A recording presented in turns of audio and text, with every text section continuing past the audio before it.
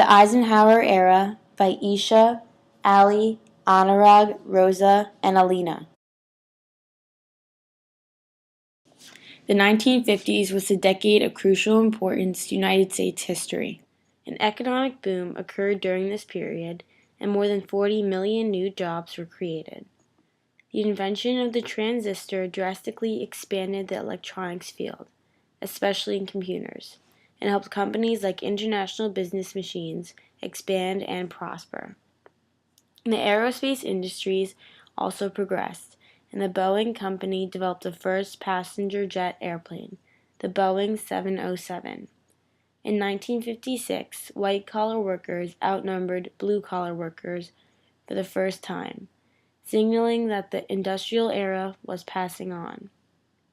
Although labor unions peaked in 1954, they then started a steady decline. During the 1950s, women began appearing more and more in the workplace. However, the stereotypical role of women as housewives remained, and was even portrayed on various television shows. The women's expansion into the workplace made them both housewives and workers. Additionally, during the 1950s, the first Diners Club cards were created, the very first McDonald's opened, and the very first Disneyland debuted. Moreover, there was a drastic increase in the number of television stations in the country. Advertisers took advantage of this new medium and used television to sell products. At the same time, televangelists like Billy Graham, Oral Roberts, and Fulton J. Sheen used TV to preach the gospel and encourage religion. Even sports experienced a great change as they shifted west. For example, the Brooklyn Dodgers and New York Giants moved to Los Angeles and San Francisco in 1958. Popular culture also felt the impact of change as Elvis Presley, a white singer of the new rock and roll, redefined popular music and made it more sensuous. Marilyn Monroe, a famous actress of the time, continued the redefinition of the new sensuous sexuality. Still, many criticized the new American culture. The United States also experienced a literary explosion in the 1950s. Ernest Hemingway published The Old Man and the Sea, and John Steinbeck published East of Eden and Travels with Charlie, proving that the pre-war writers were still successful. But new writers, such as Norman Mailer, who wrote The Naked and the Dead, experienced greater success. Joseph Heller's Catch-22 was immensely popular for their fantastic prose, which satirized the suffering of the war. Other authors wrote books that explored problems created by the new mobility and affluence of American life, such as John Updike's Rabbit. The poetry of Ezra Pound, Wallace Stevens, Sylvia Plath, Anne Sexton, and John Berryman reflected the twisted emotions of the war. Some poets were troubled in their own minds, and often committed suicide or lived miserable lives. Furthermore, Tennessee Williams' A Secret Car Named Desire, and Arthur Miller's The Crucible were plays that searched for American values. At the same time, Lorraine Hansberry's A Raisin in the Sun portrayed African American life.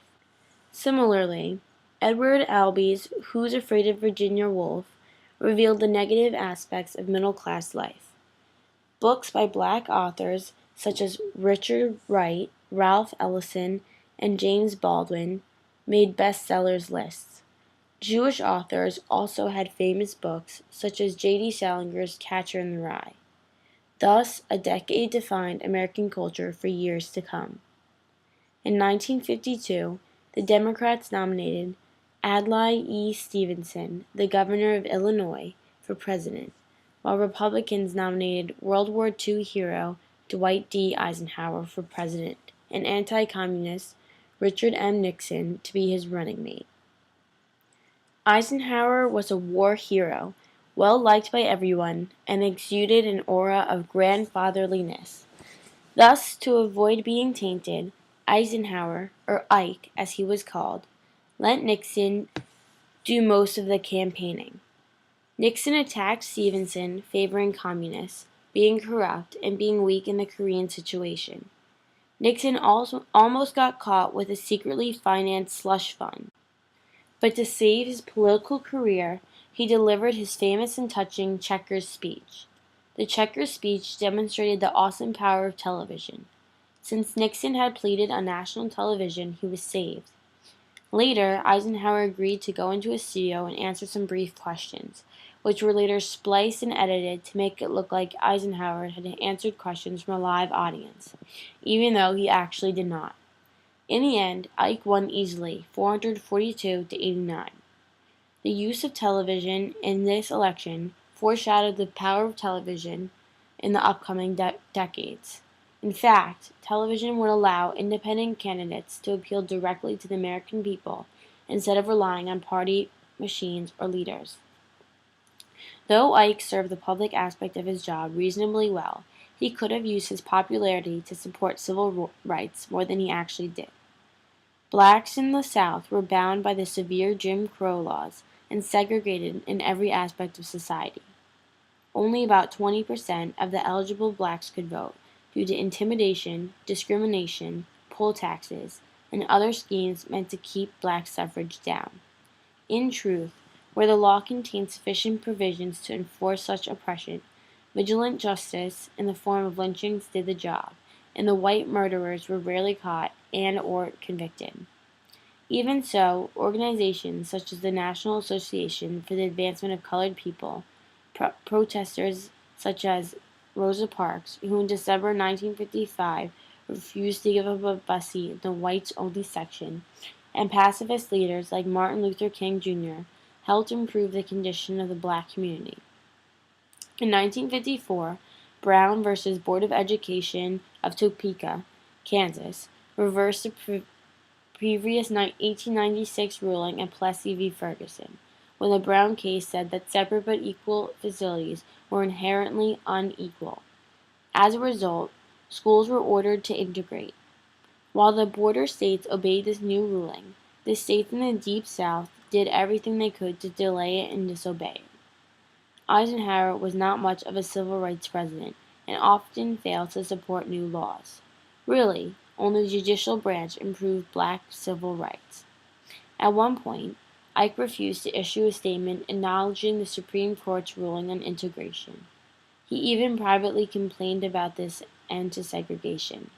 Surprisingly, though, in September 1957, when the governor of Arkansas mobilized the National Guard to prevent 9 black students from enrolling in Little Rock Central High School, Ike sent federal troops to escort the children to their classes. This event marked perhaps the only time Ike actively supported the new civil rights laws. In 1957, Congress passed the first Civil Rights Act, which set up a permanent Civil Rights Commission to investigate violations of civil rights and authorize federal injunctions to protect voting rights. Martin Luther King Jr. formed the Southern Christian Leadership Conference, which aimed to mobilize the vast power of black churches on behalf of black rights. MLK's strategy was excellent, considering that churches were a major source of leadership within the black community. Thus, the black struggle for equality would continue well into the 1960s. Despite his meanderings in the Civil Rights Department, Ike was well received for his other domestic policies. He had a policy of dynamic conservatism, which stated that he would be liberal with people, but conservative with their money. Ike decreased government spending by decreasing military spending, trying to transfer control of offshore oil fields to the states, and trying to replace the TVA by setting up a private company instead. His Secretary of Health, Education, and Welfare condemned free distribution of the Salk anti-polio vaccine as being socialist. Meanwhile, Ike's Secretary of Agriculture tackled agriculture issues. The government purchased surplus grain, which it stored in giant silos costing Americans $2 million a day, in hopes that the conditions of farmers would improve. But alas, farmers did not see prosperity. Eisenhower also cracked down on illegal Mexican immigration. he managed to round up 1 million Mexicans and return them to Mexico in 1954. Eisenhower kept many New Deal programs, such as Social Security and unemployment insurance. Moreover, Eisenhower balanced the budget 3 times in his 8 years of office, but in 1959 he incurred the biggest peacetime deficit in U.S. history up to that point. During Ike's second term, the American Federation of Labor merged with the Congress of Independent Organizations and ended 20 years of bitter division in labor unions. But in 1959, a drastic labor reform bill grew from recurrent strikes in critical industries. The Landrum-Griffin Act was designed to hold labor leaders accountable for financial discrepancies and prevent bullying tactics. Somehow, anti-laborites forced bans against secondary boycotts and certain types of picketing into the bill. Thus, labor received a major setback since the pro-labor New Deal days of FDR. In the end, Eisenhower was greatly appreciated for ending one war and keeping the U.S. out of others. Although the 1951 passed 22nd Amendment limited him to 2 terms as president, Ike was more successful and controlled Congress better during his second term than his first. In 1959, Alaska and Hawaii were admitted as the 49th and 50th states, respectively. Perhaps Eisenhower's greatest weakness was his ignorance of social problems of the time, as he preferred to let them be and avoid them as much as possible. Even so, Ike was remembered in the public mind as one of their greatest leaders. And so, with the end of a decade, an old general slowly faded away.